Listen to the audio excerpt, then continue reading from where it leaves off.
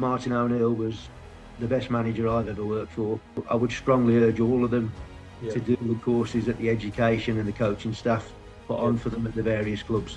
Roy Hodgson was a master coach in terms of sessions and organisation.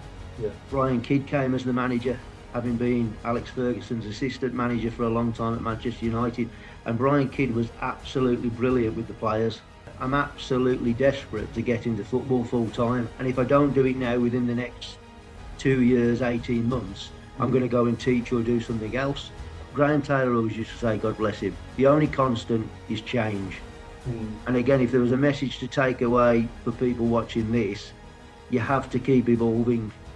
Hello and welcome back to my channel, and as you can tell, it's time for another industry chat video, and today we have on Sean Kimberley. So for those that don't know who Sean is, he's basically been involved in the professional game of football pretty much all his life, from a youth player to then a coach to then a head of academy or academy director, and also scouting and recruitment. So he's got loads of experience spanning decades within football. So I'm really interested to chat to Sean to get his perspective on a few different things. So without further ado, let's get into the conversation with Sean Kimberley.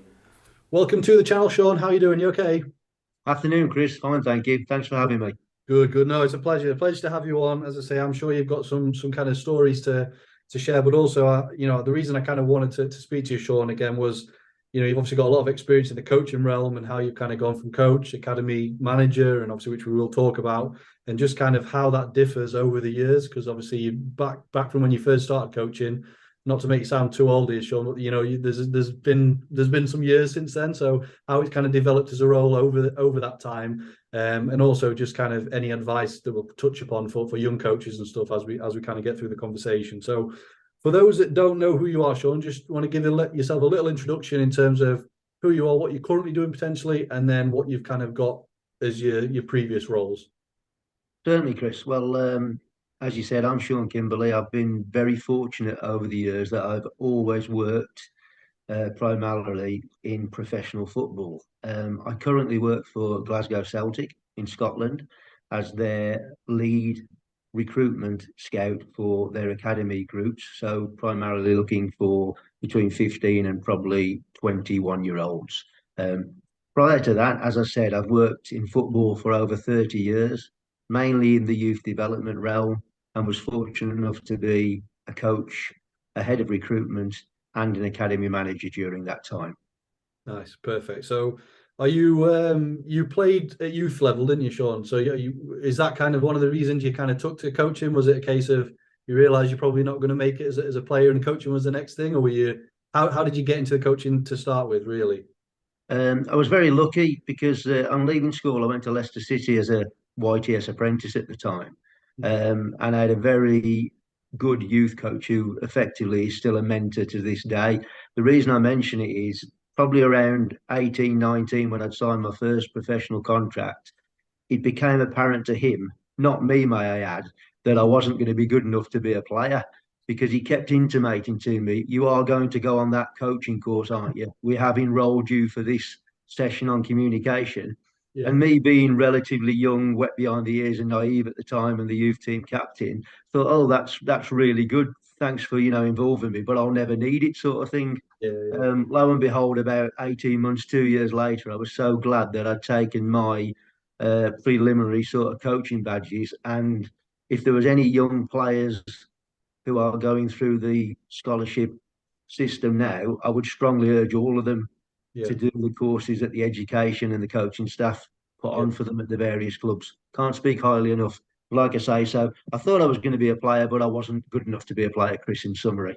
Yeah, no, well, you've turned out to be a half decent coach at least, so that's very good. So, and actually doing a bit of research on you, Sean, and I think you've obviously you told me this actually when we spoke before, were you one of the youngest coach to get your A license at the time? Because as you mentioned there, you were doing it as you were a youth player. So how did that kind of feel at that stage? Is that when you kind of that's when coaching's a career option for you at that point? But is that the case? You were one of the youngest in the country.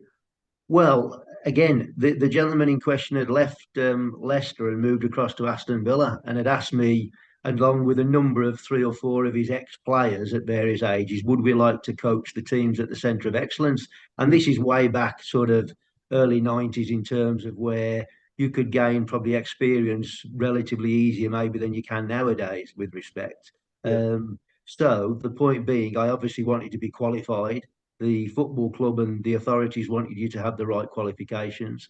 So I was encouraged to do my badges. I was also very fortunate that people like John Peacock, who was the regional coach for the Midlands at the FA, really encouraged me and took me under their wing. So by hook or by crook, I ended up going to Lilleshall as it was at the time and becoming, along with Graham Taylor, rest his soul, the youngest person ever to get an A license at that time.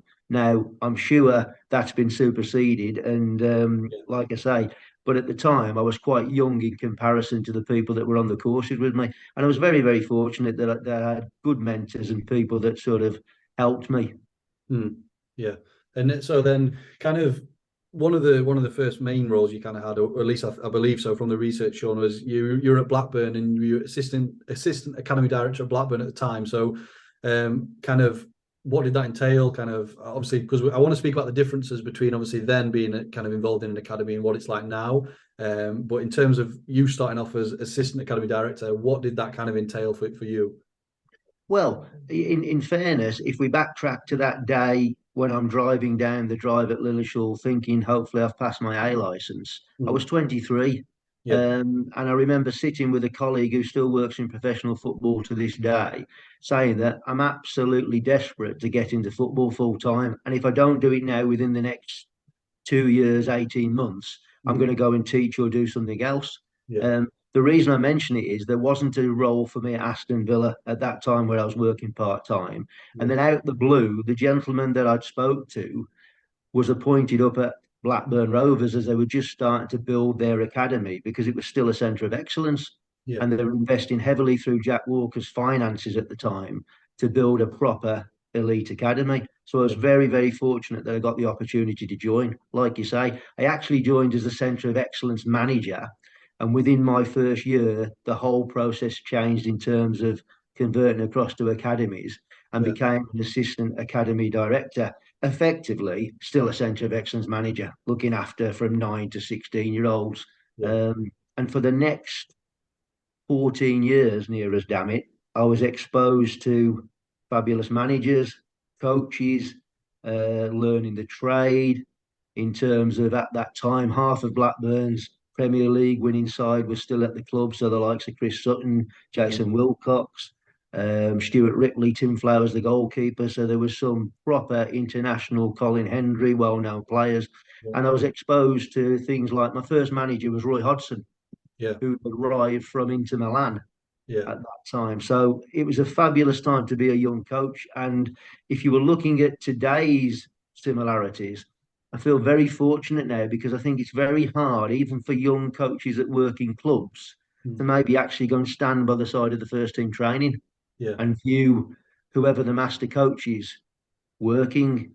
And Yeah. I think that's one of the sad things that probably has changed. Yes, you've got access to YouTube, you've got access to, many online platforms of watching these world-class practitioners working, but there's nothing like actually standing next to them. And even fortunate as I was to be able to walk up to the likes of Ray Hartford, God bless him, who was one of the best attacking coaches I've ever seen, and watching him work with the likes of Chris Sutton as a striker, I feel very privileged now.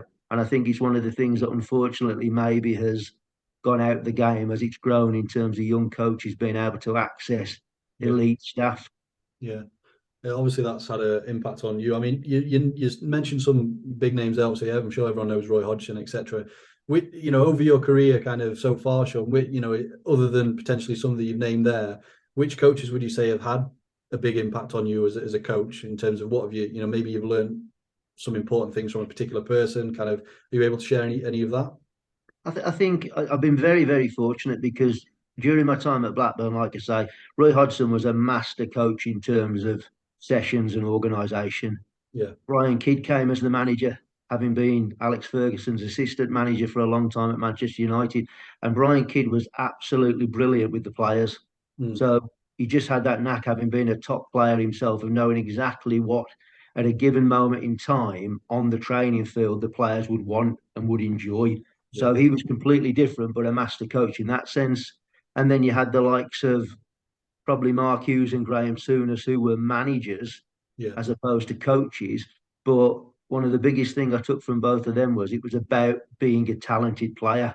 Mm. Yes, you needed organisation, etc., and everything that went with it, but you had to be able to play. And it was my first exposure to, probably no disrespect to anybody else I'd observed at the time, but rather than Graham Taylor's probably fantastic organisation and motivational skills at Aston Villa, or even Joseph Venglos, God bless him, in terms of different tactical awareness as a foreign coach in the early days, they were very much elite players, and you weren't going to succeed, however good your organisation was, unless you had talented players. So I Yeah. was very, very fortunate. And then moving forward in terms of Aston Villa, Martin O'Neill was the best manager I've ever worked for, because Yeah. he was just a psychologist, the best communicator. He wasn't a coach, but he Yeah. was the best psychologist and communicator that I've ever been fortunate to be around, and Yeah. numerous others. Like I say, over time, it was interesting. Steve Clarke was Roberto Di Matteo's Mm. first team coach at Aston Villa for the short period he was there. And Steve Clarke had a fantastic attention to detail. Mm. So I've Yeah. been very fortunate. Yeah. You mentioned Martin O'Neill. Obviously, as you know, I'm a Sunderland fan, so obviously he had a stint there, and I loved him when he did a great job for us. So yeah, seems a very nice bloke as well. So for those that you touched on Villa there, so for those that probably everyone's noticed by now, you've got this thick Brummie accent going there, Sean. So from kind of that area, Villa, were you a Villa fan growing up as well? And then obviously now, then from Blackburn, you moved to Villa as, what did you originally move there as, Sean, in terms I, of? uh, I moved as head of recruitment, and I think this is probably an interesting, more current point for us, Mm. Chris. That um, if you go back to that time, coaches were coaches, Yeah. and scouts or recruiters or whatever you would like to call them were a separate entity, Yeah. almost oil and water. They never did mix. If you Mm. got them in a room, the opinions were interesting. Yeah. Yeah. And one of my mentors had always said to me that if I wanted to progress and develop as a young person in the game, I would have to try and understand recruitment. Yeah. It wasn't going to be enough to just be a coach. And the reason I mention it is, if you think now that many analysts are coaches Yeah. sitting next to the manager on Yeah. the touchline, Yeah. many coaches are merging into becoming analysts sitting on the other side of the touchline with the manager. So it's really become blurred. And I say that in a good way. The Mm. time I'm talking about, it was oil and water. So when Aston Villa approached me to say, would I like to become head of the academy recruitment? Martin O'Neill had just joined the club. Randy Lerner, the American businessman, had just bought the club. And it was a real exciting time. And it was an opportunity I couldn't turn down. Yeah. But the interesting bit was, I remember to this day walking into the football club, and it was a fantastic challenge for me communication wise, because none of the existing scouts and recruiters who had recruited Gabby Agbongalors, Gary Cahill, top young talent, Gareth Barry, Yeah. they weren't having me because I was a coach. Yeah. Yeah. I know about finding a player. Yeah. And actually, what happened was I was very fortunate that I had a great team of recruiters that I could learn off. Mm. But I would also like to say I think I had the nous and the skill to find a way of building empathy and trust with them. Because unlike today, where an analyst is key to the environment across the coaches and the recruiters, Yeah. and the term of recruitment analysts, etc., that go on now, Yeah. multifaceted, at that time that didn't exist.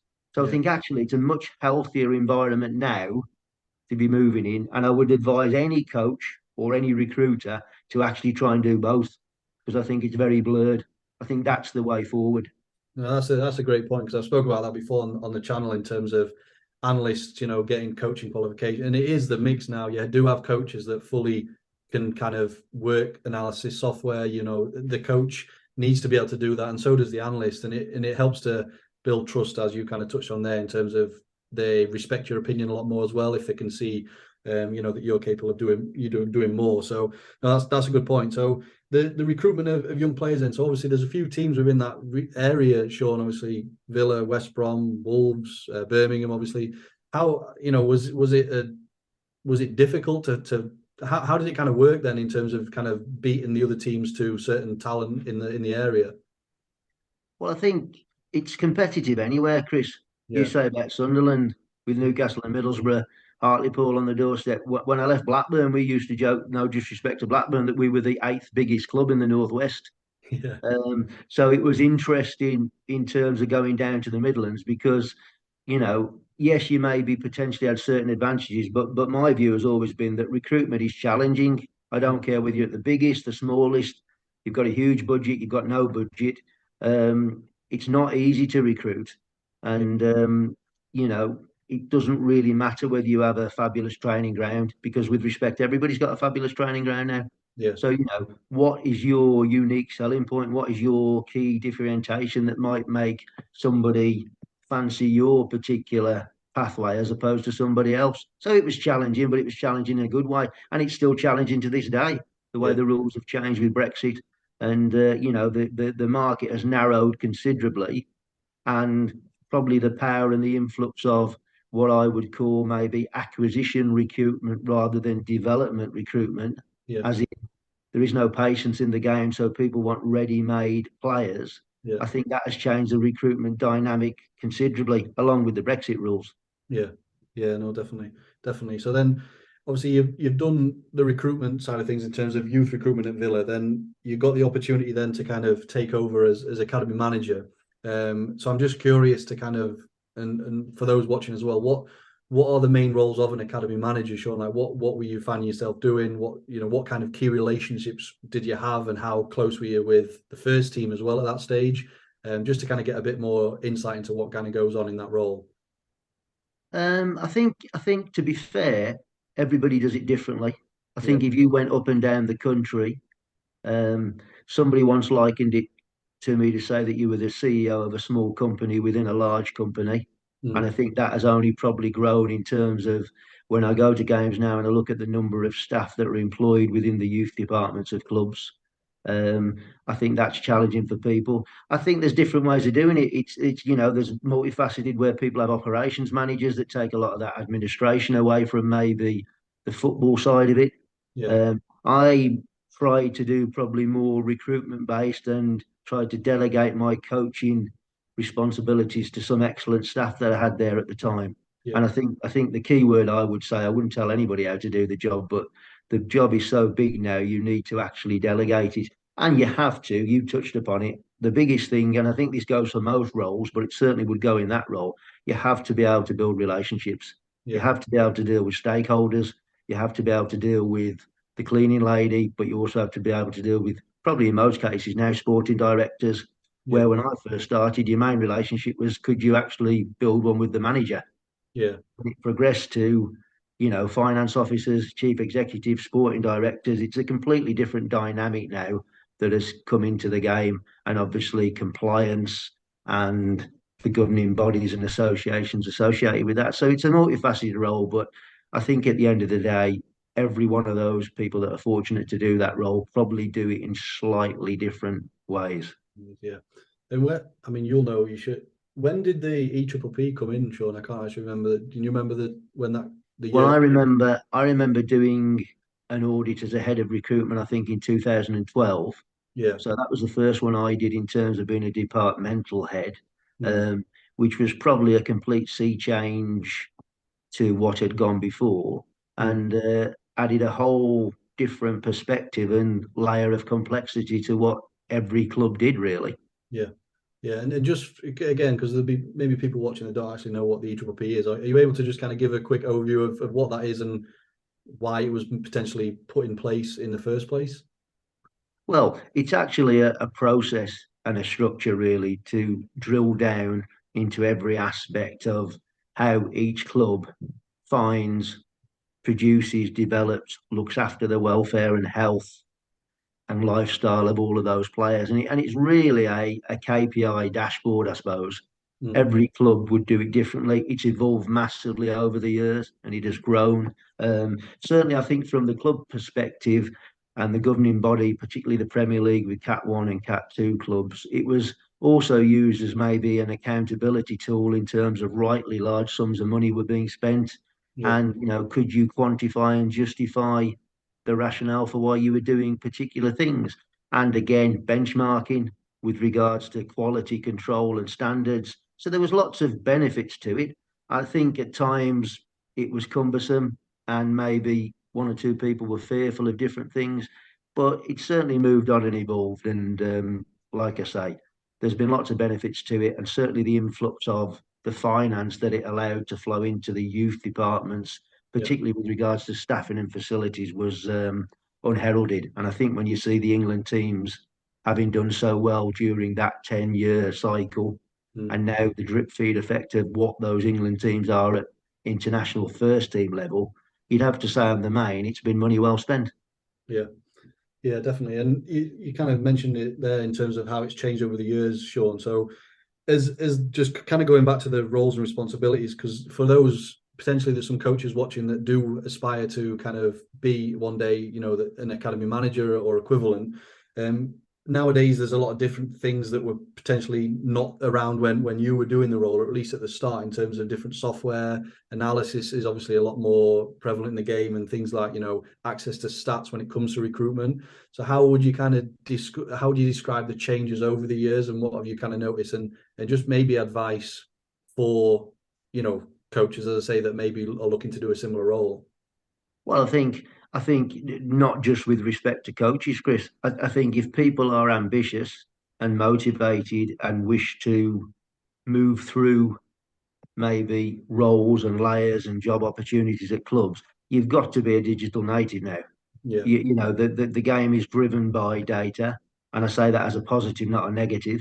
And again, if you look in the majority of the major owners or stakeholders of the clubs that you might be aspiring to work for, they come very much from a factual based accountability perspective from maybe their own successful businesses. So the ability to use software, the ability to, you know, cross over and communicate and portray what you're trying to achieve visually and using statistics and data in terms of modeling algorithms, etc. now is absolutely critical. Don't get me wrong. I think at the end of the day, if you're a coach, you still need to be able to do what you do on the grass and have the respect of the young players, yeah, but you're also going to have to be able to communicate with people in suits, and you're also going to have to be able to visualize and communicate digitally in terms of to get your message across. yeah. Sure. So just going back to the time you were at Villa, then, Sean, what kind can you name some players that kind of came through a very young age? I've got down Jack Grealish. I'm presume he was kind of all the way through at the academy. When was that? Would you have had anything to do with Jack? Well, I was very fortunate that, when I first arrived there, the likes of Gary Cahill were Yeah. sort of 19, 20, Mm. about to move on in their development. In Gary's case, to go to Bolton. Yeah. Even Gary Barry, in terms of the first team, still having come from Brighton. Now, I had absolutely nothing to do with those players, but Mm. it was fabulous watching them up close at such a young age. Now, the likes of Jack and various people, again, throughout my time at the academy, no way would I say I ever found Jack Grealish or developed him, but Yeah. I certainly played a part in different aspects of his development at different times. And he would say that himself. But for the record, Chris, as you know, and this is the key point for anybody that's listening, there are probably 50, 60 people within each of those environments, quite rightly, that can say, Yeah. along with Sean Kimberley, I played a role in Jacob Ramsey's development. Mm. I played a role in Cameron Archer, who scored twice last night for Middlesbrough in Yeah. that game at Bramall Lane. I Yeah. was smiling when I saw Jack score down at Arsenal, but Yeah. no way would I sit here and say, oh, it was X, Y, Z. Yes, I had parts to play, and depending on the role, if you were head of recruitment, it was a different role that you played to if you were fortunate to be academy manager. Yeah. But like I say, there would be landladies, there would be transport drivers, there Mm. would be an army of coaches, physio, sports scientists that equally had just a valid role to play, as there is at every club. I would imagine if you spoke to Tottenham and asked them about Harry Kane Yeah. or Yeah. Liverpool and Steven Gerrard, there would be the same thread running through the conversations. Mm. Yeah. Definitely. Definitely. So having done both, obviously the coaching and the recruitment side, Sean. I mean, what personally for you, which do you kind of prefer? Do you prefer being out on the field coaching, or do you prefer the recruitment side of things? If the younger me could have seen itself now, it would laugh because I would say I do enjoy the recruitment more. Yeah. I think there's no greater buzz. I was very lucky when I was at Blackburn to be able to work with the likes of John Walters and Phil Jones as young players. So again, I had reference points.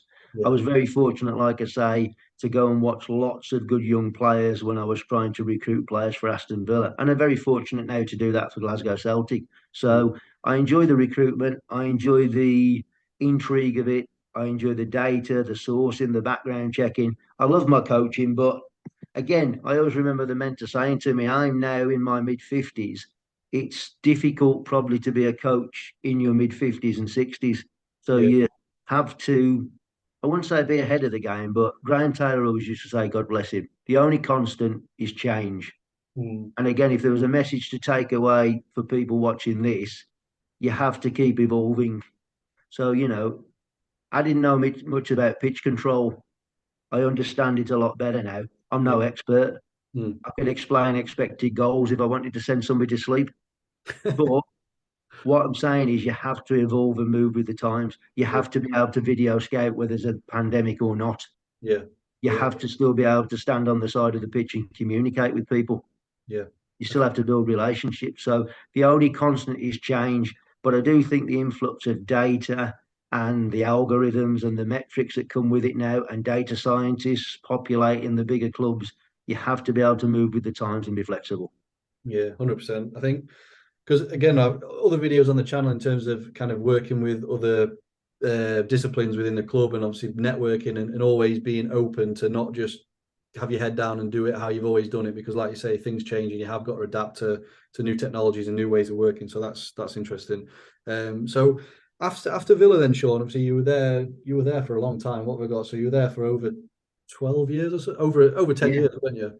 yeah, nearly 14 years in total. Nearly 14 years. So then you moved on from Villa. So what were you doing after that? Were you taking a bit of a break? Were you just scouting straight from that, or how did that kind of time look like?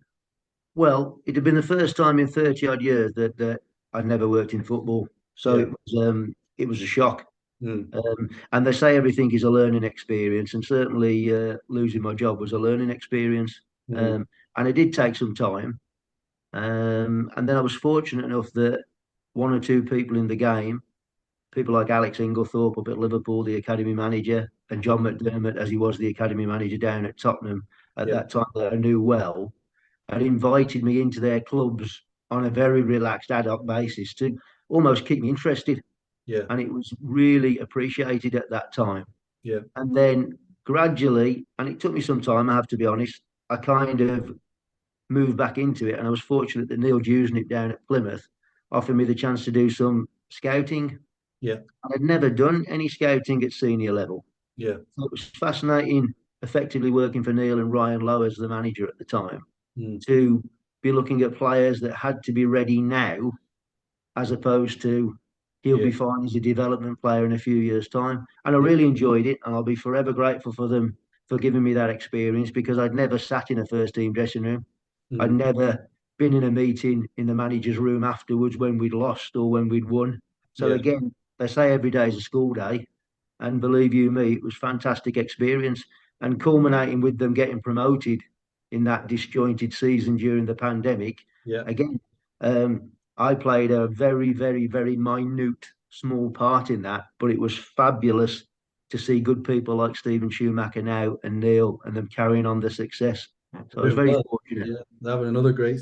Well, the top two, aren't they? The first or second. It's very tight at the top, but they're having a good season. So, but one thing you mentioned there, Sean, obviously after it was the first time you were without, not working in football, but it was technically your network that you'd built up over the time to be able to have the opportunity to go into Liverpool or go into Spurs and stuff. So I think that's just a kind of point to make, that because to be fair, I'd done a video that went out today and it was on networking, and I think you can never go wrong with kind of building your network and these relationships with other people, because it's ultimately going to benefit you in the long term. And it allowed you that opportunity to get back in and stay interested, as you've said, when you were after the Villa.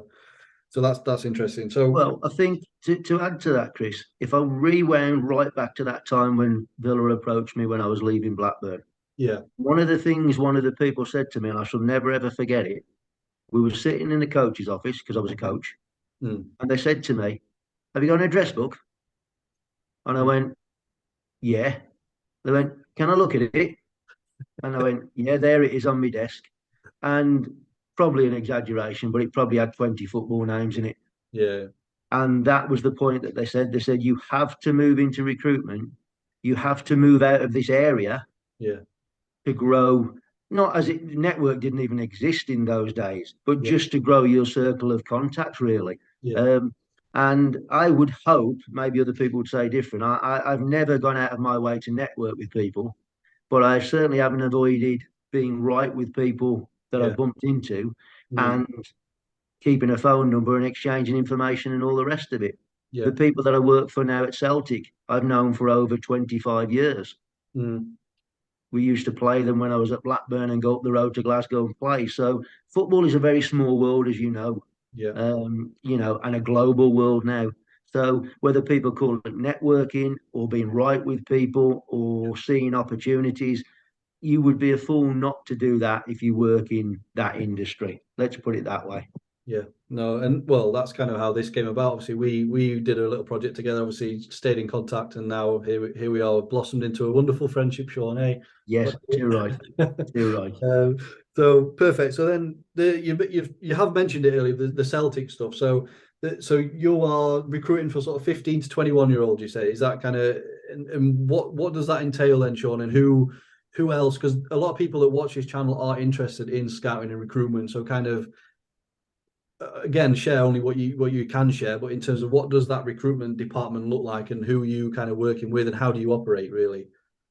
Well, I think in the modern age, data plays a great deal with Yeah. regards to recruitment. And that can be as simple as sourcing games, as to doing social media background checks, Yeah. as to doing your research on particular targets. Every club does it differently. I mean, I'm fortunate that we have a robust process and a system where I have very clear parameters of what is expected of me and what we are looking for. So Yeah. that makes my job easier. And then obviously, like every club, we have processes that we work through in terms of communication and various checklists effectively that we have to go through to move players through the various stages of that. Yeah. But like I say, I'm very fortunate at our club because I get a lot of support. It's not a huge department, but I say that as a plus because I've always believed in less is more. Yeah. The more noise that is generated, and there's a huge amount of noise generated through all aspects of the game now, the skill is to be able to pick out the key bits of information from all that noise. Yeah. And I don't care whether you're a sports scientist, you're a physio, a manager, or the youngest coach in the academy. That is the skill of the job in a lot of ways now. Yeah. Yeah. So, and you obviously going out to games live? Do you do much video scouting, Sean? You touched upon it obviously during the pandemic. Is it more? Do you mainly do more live stuff, or do you do a mix of both? It's a mixture as and when is required because certainly from a club point of view, and I'm talking general now, not maybe specifics of Villa, Blackburn, Celtic, or whoever. Mm. Um, from an efficiency and a time point of view, Yeah. there are many advantages to doing video-based scouting. Yeah. Absolutely. So again, another example of how the game has moved, Mm. in a positive light, and it won't go back. And there is a strength of somebody standing or sitting in a stand watching a game live, but there are also great strengths in being able to watch a player on the other side of the world without leaving your house. Yeah, yeah, definitely, definitely. So just to kind of circle back to kind of advice, Sean. Obviously, you're very experienced. You've been in the game for a long time, and a lot of the people that watch the videos on this channel are young and they are starting out in their careers, whether that be as an analyst or as a coach or as a scout. In terms of advice for two people, really. So advice for a young coach first, and then advice for a young player. Kind of what what can you give? Obviously, kind of having worked and spent a lot of time with players throughout that kind of young period, what would you say to those guys as well? I think the players over the years, the definition of success you need to be careful with because I can think of numerous players that played collegiate football in America Yeah, that are playing non-league football in this country now. I can think of players that are now sports scientists, physios, even managers in some cases, showing my age, yeah, where I look upon them as great successes. but they never played a first team game anywhere. Yeah. But they found a way and a route within the game. Yeah. So success is a dangerous word to sort of quantify. Mm. And then the other thing, the common theme of the players that I've been fortunate to observe up close over the years, I think they all love the game. Yeah. I think the players that are proper players, they love the game. They would play on the pitch until the coach told them to get off. Mm. And that's no guarantee of success. But I think the other end of the spectrum with regards to players is the reality of the situation is, Chris, you're trying to succeed in elite sport. Yeah. And there is a sense of entitlement now, and there's nothing wrong with the quality and people having the opportunity. But the simple fact of the matter is there's only 10 people run the 100-meter Olympic sprint race Mm. because there's only 10 people on the planet quick enough to reach that standard. Yeah. Yeah. And sometimes people forget football, even at youth level, is an elite sport now. Yeah. So you would wish every single player the best hopes, dreams in the world, and Mm. you would tell them to go for it. Yeah. But, the magic ingredients of luck, chance, opportunity, staying injury free, Yeah. having Yeah. some talent, somebody liking you, not liking you, the whole mix that goes in the pot. Yeah.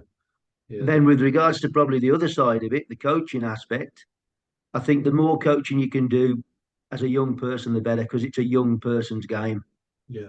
And having that enthusiasm and motivation. I think if you're lucky enough to be able to access and observe coaches, obviously goes without saying, and obviously get your qualifications Yeah. because it is a qualification based business now. Lastly, I think there are other ways you can gain qualifications and experience by Yeah. actually getting your boots dirty. Yeah. Yeah. But I wouldn't be saying anything different to a large number of people that would be on your channel saying that. Yeah. Yeah. Well, the thing that you mentioned right at the start was, when you had the opportunity to just watch, the Roy Hodgsons and the other elite coach at the time, he said that might not be as kind of accessible to do now, but I think there's still ways to kind of do that, and you just observe and learn from people that are maybe that step, in front of you in terms of in their development. You can kind of learn from them. So I suppose next question really, Sean, is well, actually, we'll kind of jump aside a little bit, but who are some coaches now in the modern game now, Sean, that you do actually admire? Who would you say is your favorite kind of coaches, or the ones that you do like at the moment? Well, I think you almost go without saying, doesn't it, that to sort of answer the question in a different way, Chris, when I've been fortunate over these years to work in the game, the way the game has changed in the last 5, 10 years, predominantly led by very clever, intelligent coaches right across the globe. Yeah. It would be remiss to say, oh, I think X, Y, and Z, because I think anybody watching this will be able to pick out the same 6 or 7 Mm. type innovators, really. Because Yeah. people say the game doesn't change, and Mm. maybe the core aspect of the game doesn't, but the game has changed immeasurably. And it's down to, innovative coaches. I was actually at Wembley as a young person in 1992, watching Pep Guardiola play in midfield Mm. the night Barcelona first won the European Cup, as it was then, Yeah. the Yeah. Champions League now, with Yeah. Johan Cruyff as the manager on the touchline, Yeah.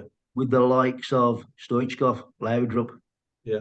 Gianluca Vialli, God bless him, playing up front for Sampdoria against them. But my Yeah. point being, that level of elite football is completely unrecognisable to what we watch today. Mm. And I think the biggest thing for me, and there are numerous coaches that are exponents of this in different ways across the world, is the creation of space. I Yeah. think that's become the biggest thing. Yeah. If we're talking about pitch control and data scientists, the innovative coaches now where they make players find space, re-overloads in certain areas of the pitch, the flexibility. I think most players now, even at youth level, if they're going to be elite players, they Yeah. need to be able to play one position 3 different ways. Yeah. If you just play one position, if that doesn't make sense, you have to be able to play in the half space as an attacking midfield player 3 different ways. Mm. Transition with the ball, without the ball, etc. So I think the game is at a real exciting time. The goalkeeping laws changing, the advent of VAR now. How many players do you see shooting at players' arms Yeah. in various games that go on? How many times do you now see in terms of how that's changed, how defences defend Mm. when pressing is counter pressing, Yeah. etc. And words like that. There are so many fabulous coaches doing some fantastic things in the game. It's a great time to be a young person watching football. Yeah. Yeah. Agreed. Definitely.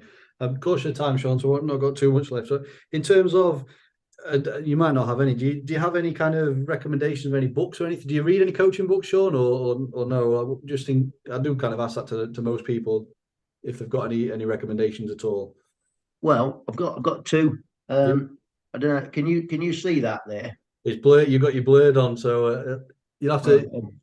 Yeah. Well, I tell you what it is. It's the biography of Henry Cecil, the Okay. horse race trainer Yeah. by Bruff Scott. And you might say, what the hell's that got to do with anything? Yeah.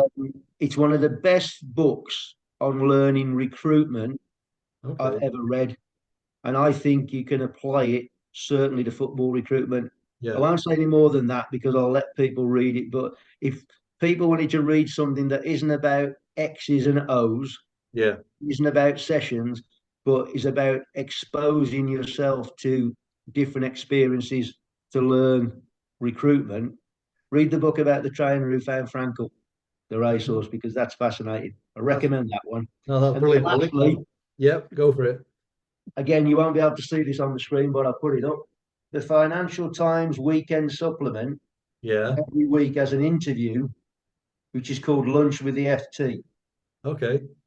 And they have a huge variety of politicians, sports stars, rappers, actors, business people, activists, disruptors, you name it. Yeah. They sit down to lunch with them, and it's fascinating. Every once in a while, each week, there's just a little snippet of something from completely different worlds that come out in Yeah. the interview. Yeah.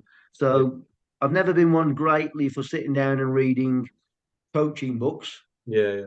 Nothing wrong with that, but there's just two off Mm. the wall ones that people might find Oh interesting. no, that is interesting. Obviously, would never have guessed a horse book would have been. But no, I'll link it below, and obviously I'll check it out myself. It sounds interesting. So, um, I mean, I'm basically kind of gone through my main question, Sean. I mean, unless there's anything you want to add, or maybe any stories you want to share, anything at all, before we wrap it up.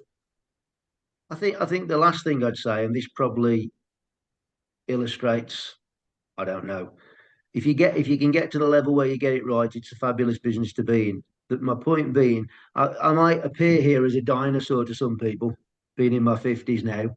And if I was seen on the side of a pitch or sitting in a stand watching a game, I might be classed as one of those flat cap brigade people. Yeah. By the way, who still have a role to play in the game and hopefully should be treated with the respect that they've earned and deserve. But my point being, I think the recent incident when the Manchester United coach Ten Hag had his team running the 13-kilometre distance that Brentford had outrun them Yeah. on the previous Saturday, I think is a fabulous example of marrying both analog and digital Mm. coaching, scouting in the real world, being Yeah. able to blend both. So using the data that the tracking devices had provided, effectively that Brentford had outrun his team, Yeah. but then being able to apply it in a hands-on fashion that, right, lads, we're going to spend some time doing 13 kilometres of running. Mm. So the practicality of it, but also that it certainly wasn't a punishment because I think the masterstroke was that the actual manager did the running with them as well. So Yeah. in terms of team bonding, respect, etc., I think that sums up. If you can get that, and he's a far better coach and successful man than I'll ever be, I think that sums up that you can marry the two. You Yeah. do need the data, you do need the technology, but you still need to be able to communicate and have the trust and the empathy of the players. Yeah, 100%. Very much so. You mentioned the word dinosaur just then, Sean, and obviously, no, by no means are you a dinosaur, but it just reminded me of see Neil Warnock is back in the game recently with Huddersfield, and he tweeted I don't know if you've seen the picture of the dinosaur. Have you ever had any dealings with Neil? Have you ever worked with Neil Warnock at all, I haven't No. over the years, but I think that there's a heard story, isn't there, about when he went for a particular job interview, and I think this sums it up lovely. That apparently the panel that were interviewing him had said something like, "How do you think the fan base will respond to your unique style of management?" Yeah. And I believe the response was something like, "I don't think they'll have a problem with winning. I've never met a supporter base that doesn't like winning." So I always smile when I think about that. But again, good luck to him.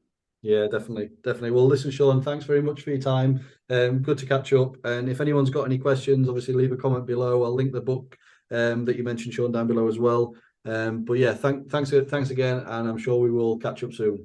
No, thanks, Chris. Thanks for having me on. And Nice. everybody that's watching, I wish them good luck. If they've not fell asleep yet, Sean, that's Yes, what. yes. Wake them up now. Put the kettle on. Nice one. Take care, Sean. Thanks, Chris. Bye bye.